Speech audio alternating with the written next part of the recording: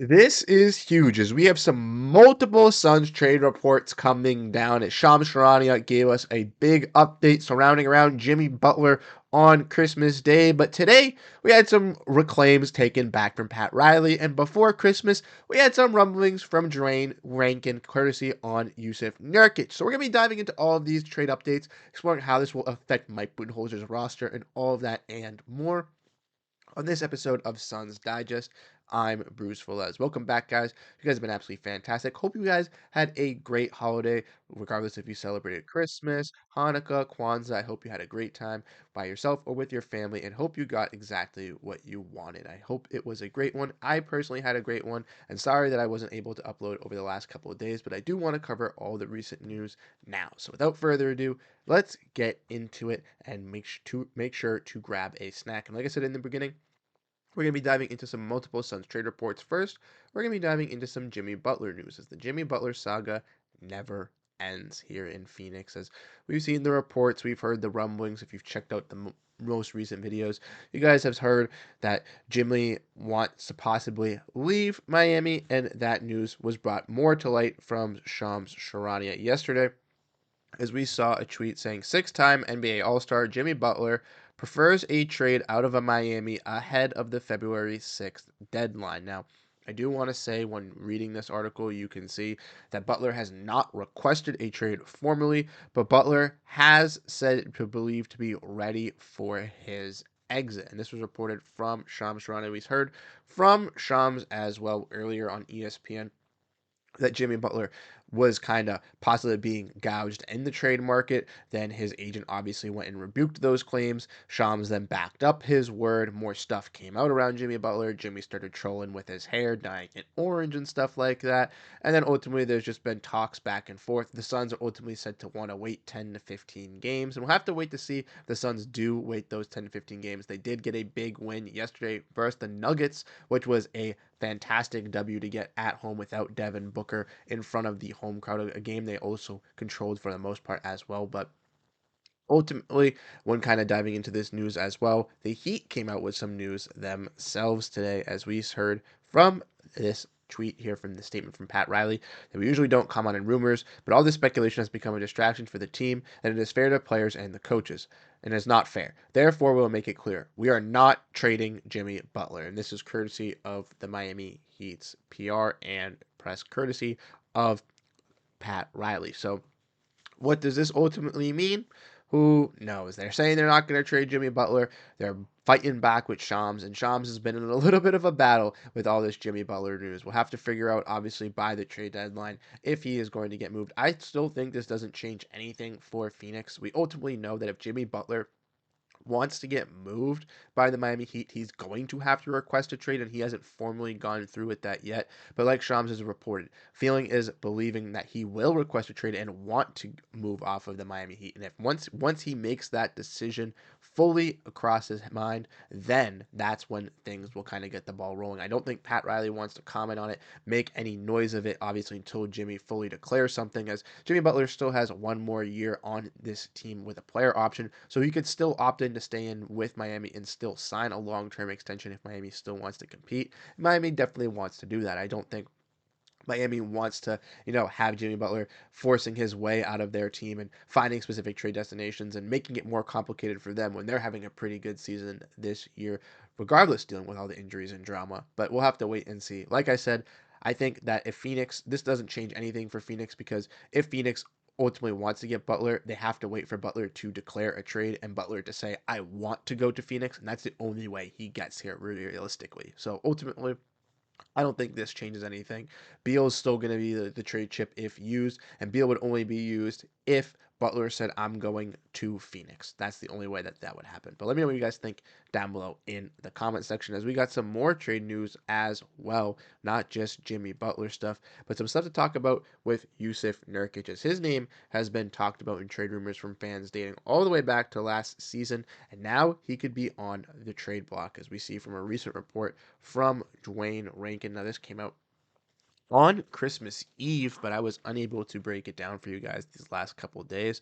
But Dwayne basically said that the Phoenix Suns trade talk sources Nurkic being shopped, Heat Butler discussions going on. And he broke down some more Butler stuff, but I didn't cover that. I just wanted to look at the stuff about Yusuf Nurkic. And what we see from Dwayne Rankin is that the Phoenix Suns have been actively looking to trade a starting center, have been actively looking to trade starting center Yusuf Nurkic, league sources informed the Arizona Republic. The Suns, who are sitting at 14-14, now 15-14 after that game, that big win on yesterday versus the Nuggets, are seeking a big in return, the sources said. The teams have been playing Mason Plumlee and rookie Oso Ighodaro and Nurkic at the 5 position, where guys like Washington Wizards big Jonas Valanciunas and Chicago's big Nikola Vucevic are two players whose names have been reportedly thrown into league trade talks. Now, this is not to say specifically for the Suns, but these bigs' names have been thrown around the trade rumors, as we want to see. The Athletics' Jovan Buha reported that the Lakers could be in traded for Jonas Valanciunas, and Mark Stein and Jake Fisher reported that the Bulls are seeking a first-round pick for Vucevic. Nurkic, who's averaging 9.1 points and 9.6 rebounds on the season with the Suns. Phoenix acquired him last year in a 3-team deal before the start of this season, with sending DeAndre Ayton from the Suns to the Blazers and getting Damian Lillard to the Blazers to the Bucks, and that ultimately sent them Yusuf Nurkic and Grayson Allen. But like we said, like we've kind of broken down, Yusuf Nurkic's name is out there now. I want to say this with a full chest right now. Just because Valanciunas and Vucevic's names are linked there does not mean that the Suns are interested in them. I have people commenting me on Twitter. It is rightfully impossible at this very moment with the Suns' second apron for them to trade Yusuf Nurkic for Vucevic. Mark Stein has reported that they are interested in possibly getting a player like Vucevic, as his name is on the block, but they fully cannot do a trade for him at this very moment. So don't even come into the comments cooking up trades for players like that. But I want to say that this is good for the Suns, as we've discussed and we've broken down on this channel, that Plumlee is a solid third big, maybe secondary big as an interior defender, and also has been that nice rookie backup big that hopefully can grow and contend. But the Suns need a starting center, a legitimate piece that can play alongside the guys of Booker, Beal, Durant, Tyus, to make sure that he can be an effective rebounder, effective rim protector, and effective defensive presence. And if the Suns can find a guy like that, personally, I think a guy like Capella would be nice. A guy like Isaiah Stewart, if he's available from the Pistons, would be nice guys for them to go get. Now, Capella is not able for the Suns to get unless they drop under those aprons, which would be a little bit difficult. But like I said, that's in the Jimmy Butler saga. Now, with Yusuf Nurkic, he has been pretty bad for the Suns this season. Fans have been mad at him. I've personally been mad at him due to the fact that he hasn't been able to stay consistently healthy on this court. And when he is out on the court, he doesn't look the best. He's missing lobs, almost passing up wide open layups to the 3 for Kevin Durant, absolutely just being a bonehead in some instances. And I think it's best for the Suns and Nurkic to move off. The Suns fans aren't happy, and Nurkic is just not fitting into the role that Coach Budenholzer wanted him to be with this Suns new vamped roster. Nurkic was supposed to shoot some threes, was supposed to be a stretchable big. He hasn't been able to do that. He can't even defend in the paint. Only thing that Nurkic can do is rebound, and at 7 foot, he better be able to rebound. And I'm sure the Suns can go out and find players that are around that position, at the center position, that even if they average 1 or 2 rebounds less than Yusuf Nurkic, can be more effective for the Suns what they need at that center position as a rim protector and as an interior presence. Now, Nurkic has been a guy that I think will be moved off this Suns team. Now, it's going to be difficult. Suns are definitely going to have to use draft capital. He's viewed as a negative asset as he makes $18 million for the next 2 seasons. But I truly do believe that the Suns will be able to find a move for Yusuf Nurkic, even if it is a little bit of a salary dump when some of these teams have made some moves on the other ends to have some more contract space up. Maybe a team like the Jazz or like the Pistons or like the Wizards has enough room to absorb a contract like Yusuf Nurkic, to which they're willing to take on excess draft capital to hold on to him for 2 seasons and kind of play with him. That's ultimately what I think a trade is going to have to be done. I don't think it's going to be Vucevic. I don't think it's going to be Valanciunas.